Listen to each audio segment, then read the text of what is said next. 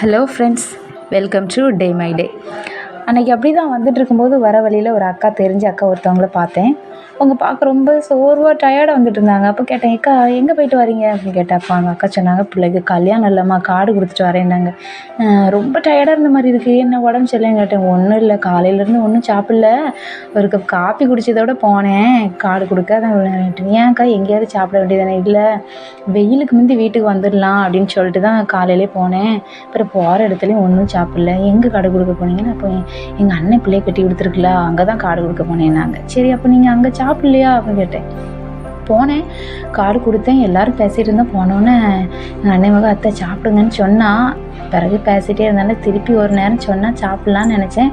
அவள் சொல்லலை. சரி, நானும் கேட்கல, வந்துட்டேம்மா. வார வழியில் இன்னும் 2-3 ஊர் சொன்னாங்க, அங்கெல்லாம் கார்டை கொடுத்துட்டு வந்தேன்னா அதான் இனி தான் பெய் ஏதாவது சமைக்கணும் அப்படின்னாங்க.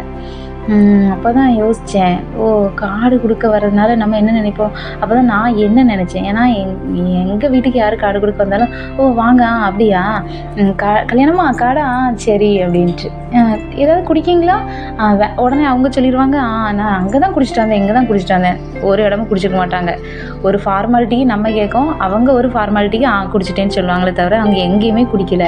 அப்போ இந்த அக்கா வச்சு தான் யோசித்தேன், ஓ அப்படி தான் போல், யாருமே குடிச்சிருக்க மாட்டாங்க போல்.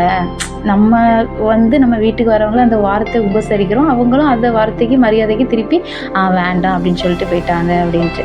அப்புறம் தான் அந்த சினிமா டைலாக் ஒன்று ஞாபகம் வந்துச்சு, சும்மா 4 வார்த்தை, முடிஞ்சால் ஒரு கப் காஃபி.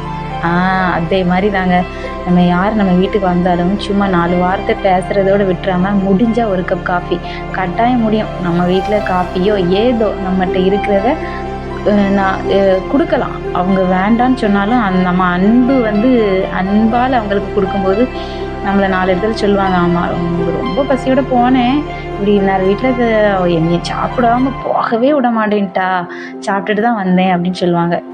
நம்ம வீட்டில் இருக்கிறது தான் கொடுக்க போகிறோமே தவிர அவங்களுக்கு எக்ஸ்ட்ராவாக எதுவும் ஸ்பெஷலாக செஞ்சு கொடுக்கறதில்ல.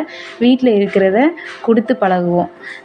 ஏன்னா நம்மளோட பண்பாடே அதுதான், நம்ம வீட்டுக்கு வாரவங்களை உபசரிக்கிறது தானே.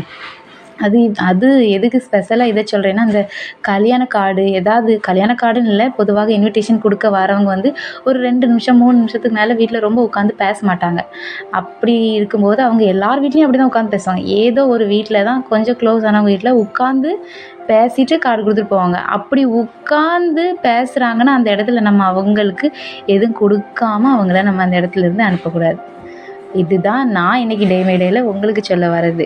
ஓகே ஃப்ரெண்ட்ஸ், பிடிச்சிருந்தால் லைக் பண்ணுங்கள், ஷேர் பண்ணுங்கள், எனக்கு கமெண்ட் பண்ணுங்கள். பாய்.